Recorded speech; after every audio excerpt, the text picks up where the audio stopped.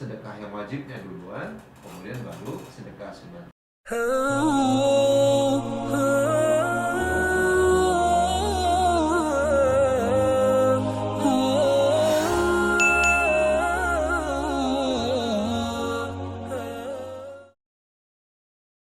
Assalamualaikum warahmatullahi wabarakatuh. Alhamdulillahirrabbilalamin. Allahumma sholli ala sayyidina Muhammad wa ala ali sayyidina Muhammad. Salam saudagar muda Indonesia.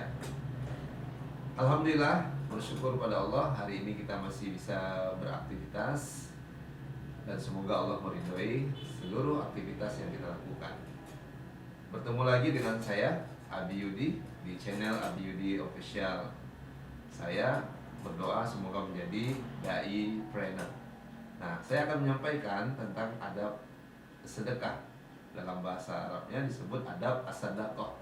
Karena kita perlu memperhatikan adab-adab bersedekah itu. Bagi teman-teman saudagar muda Indonesia, tentu punya orientasi ingin bersedekah ya setiap hari. Karena sedekah itu bukan karena nilainya saja, tapi adalah keikhlasan, lalu keistiqomahan untuk terus berbagi kepada saudaranya. Makanya ada 5 adab bersedekah yang semoga teman-teman saudagar muda Indonesia bisa kemudian mengamalkannya. Setelah mengetahui lalu mengamalkannya. Apa yang pertama? Yang pertama adalah ikhlas dalam bersedekah. Kenapa kita mesti ikhlas? Kalau tidak ikhlas ini bahaya. Karena ada orang yang nanti ya akan merasakan api neraka, menjadi golongan yang pertama kalau dipanggil ya Allah Subhanahu wa taala ya. Nah, Rasulullah bersabda ya, wa yu'ta bil mutasaddiq. Apa terjemahan dari hadis riwayat Muslim ini? Dan dihadirkan orang yang bersedekah. Dihadirkan orang bersedekah. Engkau berdusta ya, kata Allah Subhanahu wa taala, kazabta. Jadi karena dia bersedekah ya, dia anggap dia ini adalah dermawan, dia mau membantu orang, ternyata dia nggak ikhlas. Dia ingin dikenal sebagai ya orang yang gemar bersedekah, kemudian ingin dianggap orang yang dermawan, tapi tidak menjaga keikhlasan hatinya, dirinya untuk bersedekah. Maka Allah katakan engkau berdusta. Engkau bersedekah itu karena ingin dianggap adalah orang yang dermawan. Jadi kita mengalir saja bersedekah itu, walaupun tidak difoto, walaupun kemudian tidak disebutkan nama kita. Nama saya sebutin dong. Kalau nggak disebutin, dah saya nggak jadi lagi sedekah di sini. Nah, jadi keikhlasan ini penting. Ini yang pertama. Ya. Yang kedua, sahabat saudagar muda Indonesia, yang kedua, maka sedekahlah dari hasil yang baik-baik. Jadi kalau ada orang yang kemudian dari hasil judinya kemudian dia keluarkan ya sekian persen untuk sedekah, ini nggak diterima, ditolak, karena Allah menerima dari hal-hal yang baik saja. Nah, misalnya ada orang yang mendapatkan dari keuntungan ya, menjual narkoba misalnya, kemudian dia bersedekah dari hasil itu, tentu ini bukanlah hasil yang baik. Ada orang yang investasi minuman keras, kemudian dia untung dari minuman keras ini, lalu dia sedekah gitu. Nah, nggak bisa, dia mesti dari hasil yang baik-baik.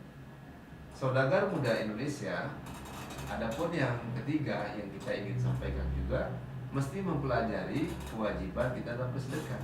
Ada orang senang benar berinfak, senang dia berinfak, tapi dia melupakan kewajiban sedekah wajibnya.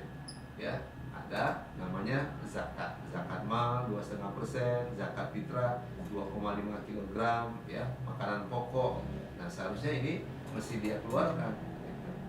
Tapi dia melupakan zakat malnya, dia khawatir karena tokonya udah besar, ya. Zakatnya nanti kalau dikeluarkan ini besar, ini 21 miliar. Kalau 2,5%-nya berapa ini? Ya udah saya infakin aja lah. Itu nggak sama. Jadi kita mendahulukan dulu zakatnya, baru infaknya. Artinya sedekah yang wajibnya duluan, kemudian baru sedekah sunatnya. Nah, sahabat, saudagar muda dimanapun berada, setelah kita mempelajari kewajiban bersedekah itu, maka yang keempat adalah mendahulukan karib kerabat kita. Jadi yang paling bagus itu adalah kalau saudagar muda Indonesia telah berusaha menjadi entrepreneur, menjadi pebisnis, apa yang didapatkan itu dahulukan juga untuk keluarga kita, karena kita mendapatkan pahala yang luar biasa. Di mana Rasulullah bersabda dalam adab ya bersedekah ini, ulama menjelaskan mendahulukan karib kerabat itu ada dalilnya ya. As-sadaqah 'alal miskin shadaqatun wa 'ala zirahim ya. Sedekah kepada orang miskin mendapat pahala, dan sedangkan sedekah kepada karib kerabat mendapatkan 2 pahala. Kenapa disebut 2 pahala ini ya? Karena pahala yang kedua adalah silaturahimnya. Ada pahala sedekahnya, kemudian silaturahim. Jadi saudagar muda Indonesia, kalau nanti teman-teman sudah jaya, jangan lupa tetap rendah hati, tolong keluarga dulu.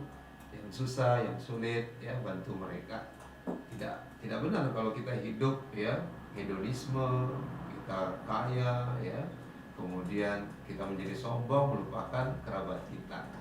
Seharusnya kita bantu keluarga kita di kampung, saudara kita ya, sehingga dia mendapatkan keuntungan ya, mendapatkan juga kesejahteraan melalui tangan-tangan kita ya, keuntungan ya, materi maupun kemudian bisa berjumpa dengan kita, silaturahim, tentu dia akan mendoakan kita.